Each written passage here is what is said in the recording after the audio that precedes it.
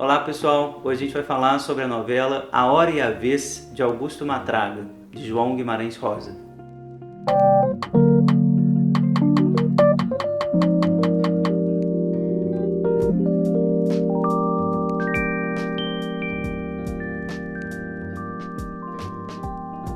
Pessoal, eu escrevi um artigo há um tempo atrás chamado Corpo, Trauma e Metanoia. Vou colocar o link aqui na descrição. O artigo saiu nesse livro, graças a um convite da professora Camila Farias, a quem eu queria agradecer aqui publicamente pela parceria de sempre, professora da Federal de Pelotas, também uma leitora bem atenta da obra do Laplanche. Camila me convidou, eu participei, o livro é esse, Sofrer, Adoecer e Morrer, Reflexões sobre o Corpo na Contemporaneidade. É um livro com artigos super interessantes, vou deixar o link também na descrição do vídeo. A ideia desse meu artigo sobre esse personagem do Guimarães Rosa, Augusto Matraga, é pensar na seguinte tese: existe metanoia após um acidente grave com o corpo? Metanoia, como vocês sabem, é um termo oriundo mais ou menos da teologia, que diz da transformação das pessoas a partir de um certo evento de conversão. A metanoia mais importante da história do cristianismo é a de Saulo, que se transforma em Paulo. Saulo, que era um soldado que perseguia cristãos, etc., se torna talvez o maior dos cristãos, o evangelista por excelência, o grande inimigo de Nietzsche, que vai lá tentar evangelizar todo mundo. Ele se transforma no encontro com o Espírito Santo, ele cai do cavalo, literalmente, e a partir disso ele se transforma completamente. Essa metanoia, então, transformação, conversão radical, uma modificação subjetiva muito radical, ela existe na clínica psicanalítica? Ela existe a partir de determinados acidentes? Não sei se vocês conhecem esses tipos de caso de pessoas que sofrem acidentes graves, que transformam o corpo, e essas pessoas se transformam. Eram sádicas, deixam de ser sádicas, eram violentas, deixam de ser violentas, eram desapegadas da família, se tornam muito apegadas, ou o contrário, eram muito apegadas, se tornam absolutamente avessas, antissociais, etc., sem lesão cerebral. Estou falando de uma transformação subjetiva mesmo, a partir da experiência, principalmente de um corpo que vai ser dilacerado, muito machucado, muito próximo, vai encontrar experiências muito próximas da morte.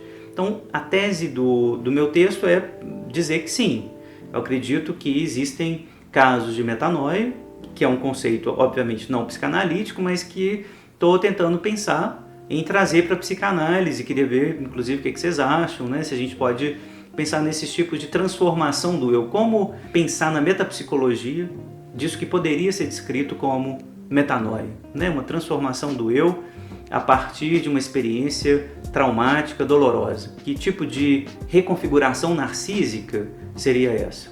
Estou entendendo com o Winnicott, esse texto aqui eu vou dialogar muito Winnicott e Laplanche, fazer esses autores conversarem. Estou entendendo com o Winnicott que o falso self ele aparece depois de situações muito traumáticas. O sujeito, a criança principalmente, vive uma situação traumática, constrói para si um falso self, e esse falso self protege o verdadeiro self, protege a integridade do eu verdadeiro, o gesto espontâneo que nunca pode ser endereçado porque sempre foi violentado. Então eu construo um falso self e esse falso self me protege. Quando eu sofro um trauma violento, eu posso ter a chance de recomeçar a partir de um outro ambiente. Se o ambiente que eu agora estou, depois desse trauma violento, me acolher, fizer o holding, me dar as condições ambientais que eu precisava para me acessar melhor o meu gesto espontâneo, acessar melhor aquilo que eu efetivamente sou. Então estou partindo do pressuposto dessa ideia de que o falso self foi construído, pode ser desconstruído e algo, a partir de uma outra situação ambiental, pode ser refeito mais próximo do verdadeiro self. Então essa é a tese de fundo aqui. O caso do Matraga é um caso de um sujeito, coronel, de Minas Gerais, muito violento, muito sádico, e começa a primeira cena, ele num tipo de leilão, fazendo chacota de pessoas que estavam ali, pessoas mais pobres, mais simples, né? Ele chamando uma mulher de Siriema, né? Falando que ela era muito magra, etc. Uma cena sádica, banal, mas que mostra toda essa violência cotidiana do Matraga. A gente sabe muito pouco da história do Matraga.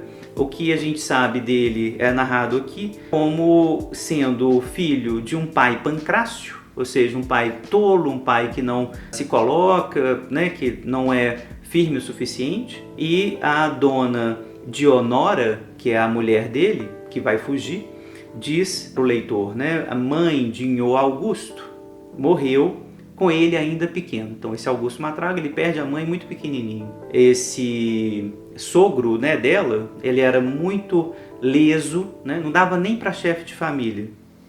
Pai era como que Nhô Augusto não tivesse.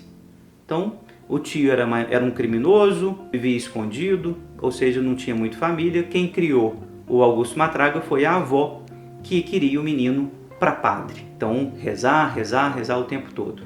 Era essa história que a gente tem. Muito poucos elementos, mas já dá uma configuração aí. O Matraga tá ali meio que sem pai, perdeu a mãe muito cedo, né? A gente não sabe a idade, e tá ali a avó cuidando dele, meio que impondo essa rezação, né? Santimone e ladainha. Alguma coisa que dá a impressão assim de uma precariedade também nesse holding inicial do Matraga. A gente sabe que essa descrição de crianças que vivem esse tipo de situação é um prato cheio para a construção da tendência antissocial, né? A criança fica muito violenta, agressiva, tentando recuperar a mãe que ele perdeu e acha que tem direito, e vai tentar, por assim dizer, protestar. A tendência antissocial é um protesto nessa teoria winnicottiana. E não teve ninguém ali que contivesse a tendência antissocial, que desse para ele um tipo de reparação dessas perdas que ele sofreu. Então, provavelmente, a origem desse sadismo do Matraga tem a ver com essa história dele. Até que ele começa a perder dinheiro, a dona Dionora foge, vai para a casa de um outro coronel. Esse Matraga vai até a fazenda desse outro coronel e, quando chega lá, apanha de forma violentíssima. É escorraçado, é espancado de forma muito violenta e fica absolutamente todo dilacerado, o corpo muito dilacerado. Quando os capangas desse coronel pegam o ferro para marcar o boi, ferro em brasa, e vai marcar a bunda do Matraga, o Matraga dá um salto ali perto de um abismo onde ele ia ser jogado efetivamente. Ele dá um salto e cai nesse abismo. E lá embaixo, eles pensavam que ele tinha morrido, era um abismo grande. Ele é cuidado pela mãe preta e pelo pai preto, né? É assim que eles são designados, esses personagens que aparecem nesse momento. Então, essas duas pessoas que não conhecem Matraga cuidam dele, né? Cuidam de forma muito lenta, parece ser um processo de meses. Cicatrizar os ossos, cicatrizar toda a pele, reconstituir o corpo. Parece que é a constituição de um corpo novo mesmo, um corpo que estava todo quebrado, todo despedaçado. A gente está falando aqui daquilo que o Winnicott vai chamar agonias impensáveis. Cair no abismo para sempre, ficar todo despedaçado. Agonias impensáveis que o Matraga vive efetivamente. Teve que viver para reencontrar alguma coisa. E a partir desse cuidado, se reabre a situação originária de Matraga, que eu já entro com Laplanche. Estou entendendo que essa situação de absoluta dor, absoluto despedaçamento do corpo real, acaba aparecendo uma possibilidade de reabrir a situação originária. Ou seja, algo da tradução do inconsciente, do sexual, se torna possível novamente a partir de uma situação traumática. Diz aqui o autor, sem raiva, sem sofrimento mesmo, só com uma falta de ar enorme, sufocando. Respirava aos arrancos e teve até medo, porque não podia ter tento nessa desordem toda. E era como se o corpo não fosse mais seu. Até que pôde chorar, e chorou muito, um choro solto, sem vergonha nenhuma, de menino ao abandono. E sem saber e sem poder, chamou alto soluçando: mãe, mãe. Então, assim, é um retorno, uma regressão, um tipo de regressão absoluta para a situação originária, um certo tipo de perda do corpo, perda dos referenciais, mas está lá essa criança que volta a se constituir, literalmente, né? Os ossos tomavam tempo para se ajuntar. Ele vai se integrando de novo, ele vai sendo reconstituído novamente. E ele não chega a conversar com a mãe preta, o pai preto, não chega a falar muito. Eu acho que isso é um dos problemas que vai levá-lo a não elaborar completamente essa violência, a gente vai ver, mas parece ter tido uma experiência de conversão, inclusive religiosa. Tem um encontro aí com essa avó, talvez, né, que cuidou dele.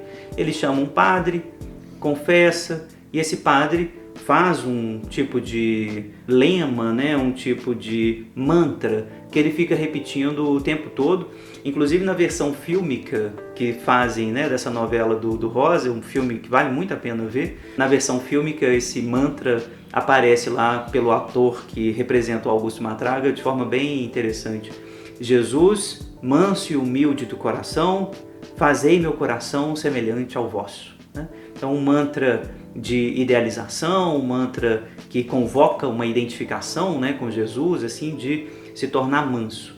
A partir desse momento ele monta no burrinho e vai, deixa o burrinho levá-lo para onde ele quiser, vai sem destino, vai solto, para em uma comunidade ali, e nessa comunidade ele começa a ajudar as pessoas. Então se torna de um coronel sádico, se torna alguém manso, humilde, submisso, que ajuda os outros a capinar um lote, a fazer um móvel, enfim, várias tarefinhas que ele começa a fazer para ajudar as pessoas. Portanto, tem uma certa reconsideração aqui da sua passividade. A tese do Laplanche, vocês sabem, é que todos nós saímos do campo da passividade originária e damos à passividade originária um certo tipo de tratamento.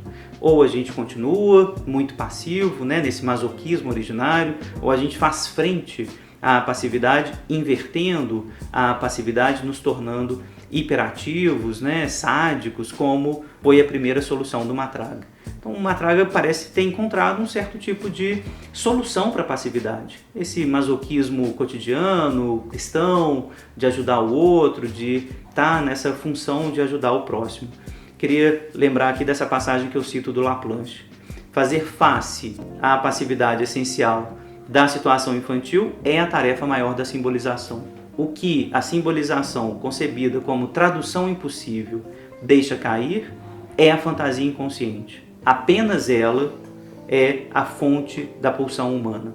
Então, a fantasia inconsciente, que é esse resto da tradução, é fonte da pulsão. E essa tradução é a tradução da passividade. Então essa tese do Laplanche, eu acho que é super importante entender essa tese como sendo parte daquilo que qualquer transformação, inclusive essa que eu estou propondo, a metanoia, vai ter que dar conta. Se houve constituição do eu, só houve constituição do eu porque houve uma fantasia que traduziu o desejo inconsciente em partes que se organizaram. Essas partes que se organizaram são o eu. Se houver novas traduções, que inclusive transformem o eu, como eu estou propondo, a metanoia, essas novas traduções também vão deixar restos, que são as fantasias. Então, fantasia é um tipo de circuito pulsional que organiza a pulsão de tal maneira que ela se articule com o eu para se realizar. Então, esse é o processo descrito pelo Laplanche. A metanoia é, portanto, como eu disse, um processo de conversão, um processo de transformação. É isso que acontece com o Matraga. Ele diz: espantava as ideias tristes e com o passar do tempo, tudo isso lhe foi dando uma espécie nova e muito serena de alegria.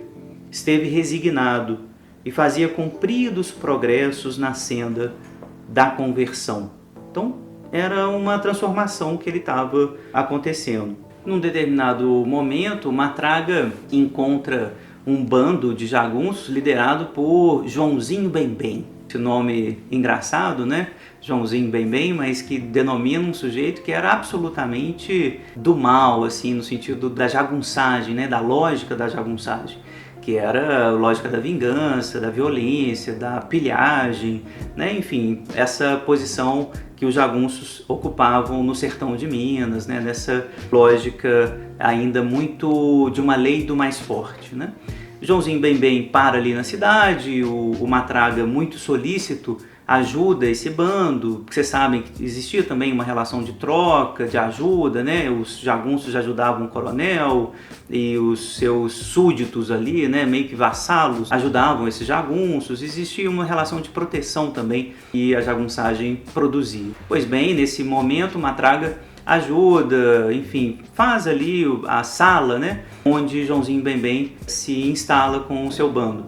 Ele chega inclusive a atirar, Joãozinho Bem-Bem pede para ele dar um tiro e ele, né, lembra como atira. O Joãozinho Bem-Bem reconhece que o Matraga pode ser um bom atirador, convida ele para vir para o bando, e o Matraga, não quero, porque eu vou para o céu nem que seja a porrete. Era isso que o Matraga dizia, ainda articulando um pouco da violência, né, que não cedeu completamente, mas ele quer ir para o céu.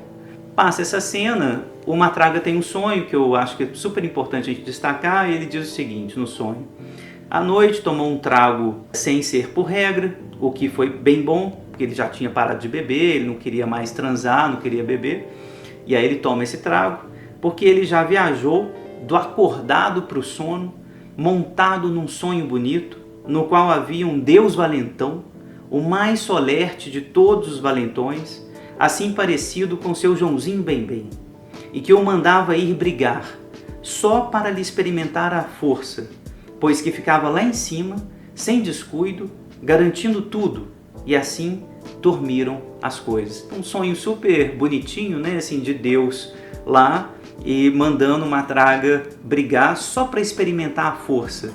Parece que o Matraga ele está se apropriando dessa força, mas sem precisar efetivamente ser sádico. Saber que é forte, saber que pode usar, mas brincar com isso, fantasiar, sonhar a força ao invés de executá-la, de passar ao ato. Então, sonho, né, a possibilidade do sonho para o Matraga me parece mais uma das condições de metanoia. Ali onde ele fracassava, passando ao ato o tempo todo, na tendência antissocial, agora ele é bem sucedido no sentido de conter o seu sadismo dentro do sonho. Consegue experimentar prazer no sadismo, não recusa o sadismo, não recusa a violência, mas mantém o sadismo no sonho, articula isso com seus outros valores, né? Deus, o prazer, a alegria, mas dentro do sonho. Então a metanoia parece ter acontecido de fato. Ele recusa ir para o bando de Joãozinho Bem-Bem, mas não recusa a violência, sabe que a violência está lá, sabe que o seu prazer da violência ainda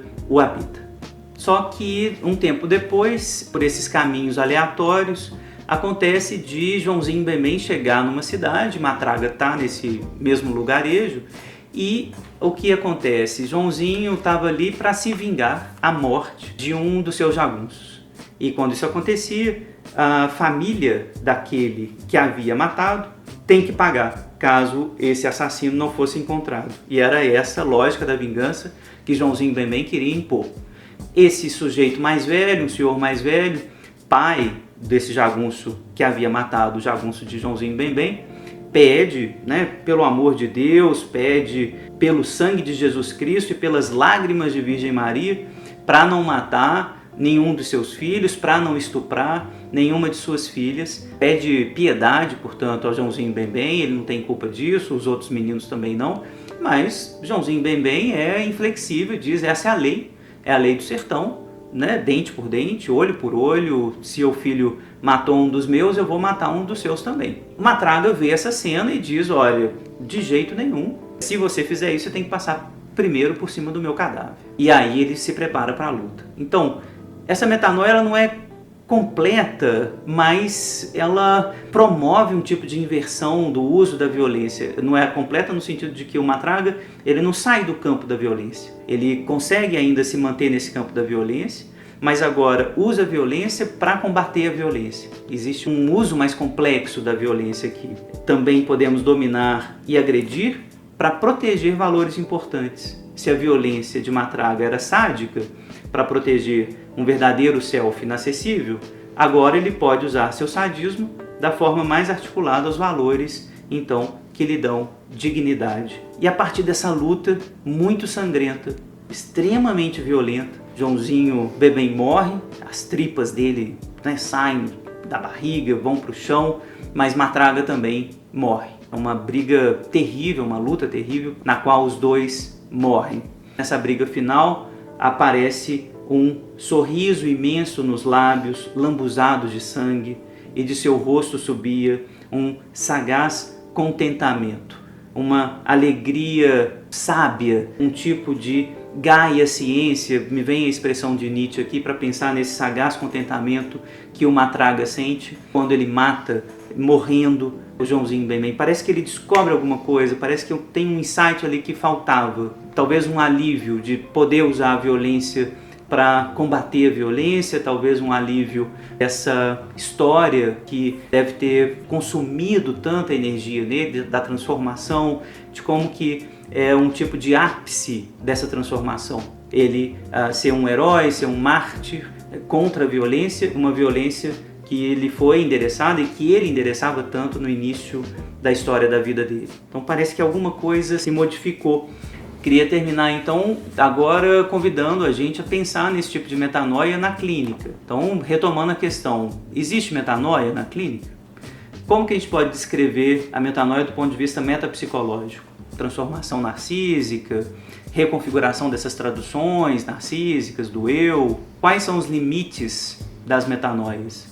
Existe mesmo, né, um tipo de metanoia que possa reconfigurar completamente as redes narcísicas? As pessoas se transformam mesmo, elas se modificam de forma radical? Existe uma neogênese do eu ou até mesmo do próprio inconsciente? As forças que compõem o inconsciente, elas podem ser recompostas?